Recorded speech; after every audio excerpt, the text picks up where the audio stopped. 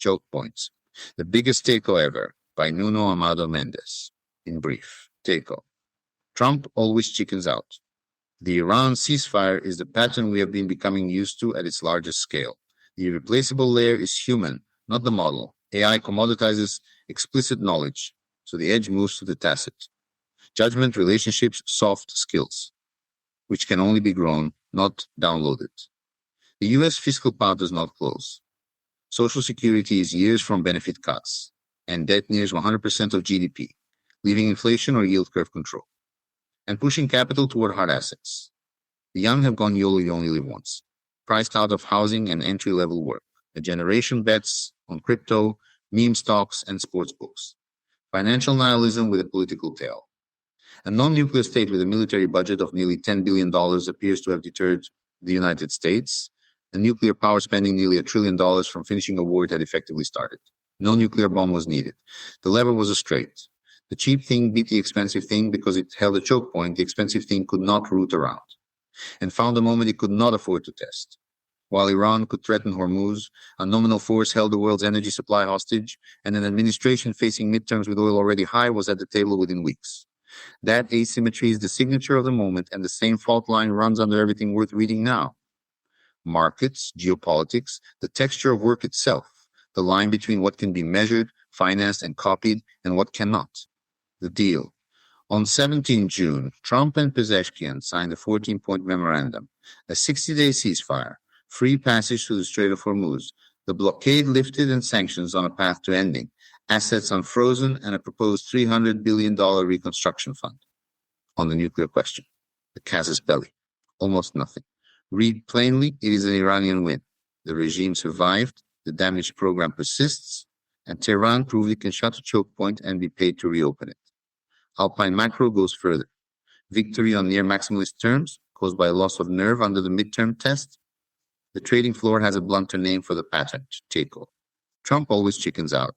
Robert Armstrong's FT coinage for the 2025 tariff cycle, where a maximal threat met resistance, folded, and taught the market to buy the dip on every escalation. This is probably the greatest takeover of them all. Not a tariff walked back, but a war that climbed down priced as the adversary's victory, and it cuts both ways, bullish for risk now, as the war cools and oil falls, and corrosive later, as adversaries learn to work the lever and allies stop leaning on the threat.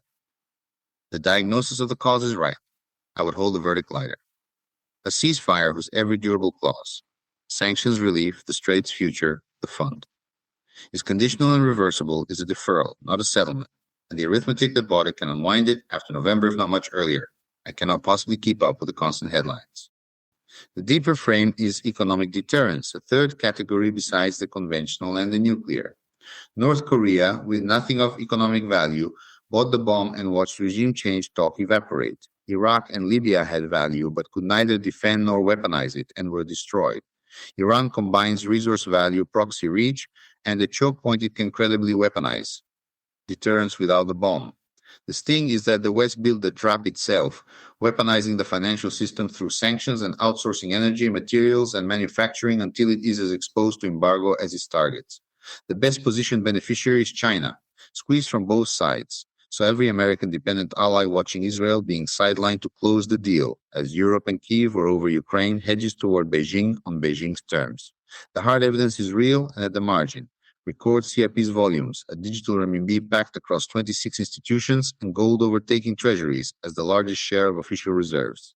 The soft evidence is where the narrative outruns the data. Swiss gold to Saudi Arabia up several fold since 2022, read by some as proof that Riyadh will price oil in renminbi settled in gold, a story a flow statistic cannot yet carry. None of it is near-term regime change. All of it is a direction. The dollar is also under pressure from within.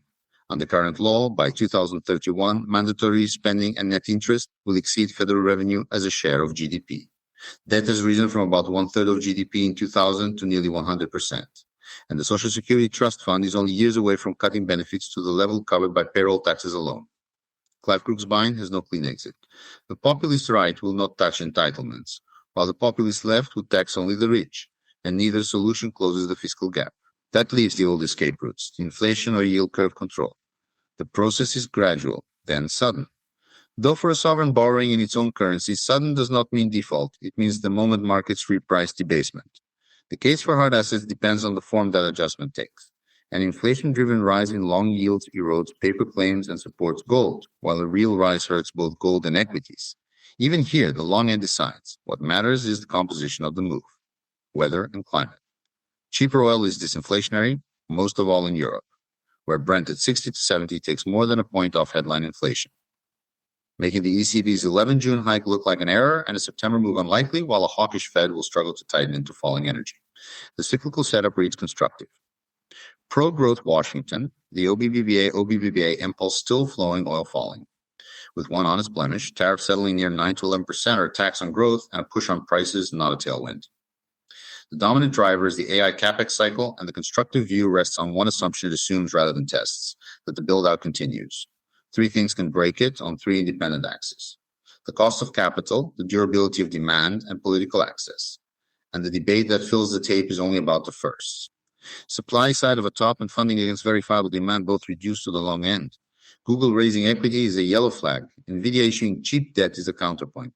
The bear skill criterion is a level on the index. The bulls is the cost of capital rising before capex guidance comes down. Within that argument, the yield is the climate, and the rest is weather. But the rates obsession forgets the other two axes can become climate of their own. The new risk in the machine. Those two axes sit on no underwriting model. Demand first. The AI boom is built on the idea that bigger is better. A recent study suggests the opposite may soon be true. Small language models running on desktop computers may be able to handle most of the tasks currently performed by large language models.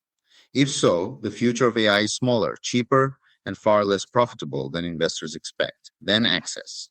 Late on a Friday, Anthropic pulled its two most capable models, Fable 5 and Mythos 5, for every user on Earth. Not by choice.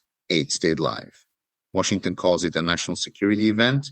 Anthropic says the technique was narrow, surfaced only known bugs, that rivals do the same, and the evidence is merely verbal. The uncomfortable part is how self-inflicted it looks. The order landed 2 days after the CEO argued the state should be able to block dangerous models, after months of marketing Mythos as close to munition. The signal matters more than the incident. A third axis, harder to model than the other two, an administration willing to switch off a frontier model overnight on contested evidence mid-IPO, where access sits and under whose law are no longer footnotes to what the technology can do. It is part of the risk itself. So, the one thing worth putting in writing, the constructive case is rented, not owned, and the rent is the long end. A 10-year below roughly 4.5% keeps the build-out, and the multiple alive, sustained above it, while capex guidance has not yet come down, is what breaks both. It is the single chart I would watch over any headline out of Tehran or Washington. The treasurer returns. Step back from the tape, and the bigger change is what AI does to a person's value. For 2 centuries, knowledge work was split among specialists: designers, engineers, writers, with coordination treated as overhead. The caveat is the one the cheerful version skips. One person per mob covers most of what 3 people did, and the capability that matters shifts from inward. Reading a scan was an expert judgment a decade ago, and then it was Pearson's line is the cleanest. Judgment survives holds only for judgment that is genuinely non-codifiable. What differs, and the honest test is whether the human augments the model or merely narrates it. Jensen Huang's knowledge NVIDIA's memory from SK Hynix, not by algorithm, but by relation. A model trained on it has vast knowledge and no judgment of its own beer. So the value stays. A reminder that the decisions that matter are still made over making a comeback. Or, as Bezos has it, read 1,000 books on gymnastics, and you still cannot do the routine. And here is the trap the optimistic read never closes. Tacit judgment is not downloaded, it is grown. Bottom up, through years of junior, codifiable work, the model now does best, done beside someone who already has it. If AI is the bottom of the ladder, no one climbs to the top of it. The thing that survives becomes the thing you can no longer learn. The analyst is becoming impossible to train. The human face. This is where the macro and the human meets. 13D calls it financial nihilism. Around 60% of American Gen Z and millennials now believe the only route to wealth runs through alternatives. Crypto, meme stocks, prediction markets, sports betting. 2 in 1990. Flat real graduate wages for 3 decades. Entry-level hiring down by roughly 1/3. And it is the same lost rung seen from below. The bottom was where skill was grown and where wealth began. Remove it and a generation accumulates neither. The tail is political. People who stop believing the economic system rewards them will stop believing the political one represents them. Germany is the same revolt in a European key. 2 years of contraction, the lowest birth rate on record. Aztec now worth more than the entire DAX, the main German stock market index. An insurgent right on course to take its first state on a reindustrialization ticket, Coda. The threats converge on one idea, with a sting, the explicit layer. The data, the consensus, the same model in every hand, is being commoditized at extraordinary speed. And what is left is the tacit layer. Judgment, relationships, the work that cannot be codified. That is the comforting half. The thing is that the tacit layer cannot be downloaded, only grown, and we are dismantling the ground it grows in. The cheap force that held the strait, the allocator who leaves early, the deal maker over dinner, the analyst who can no longer be trained. The same story in different registers. We are commoditizing knowledge faster than we can grow the wisdom to use it. And the treasurer, it turns out, takes a generation to make.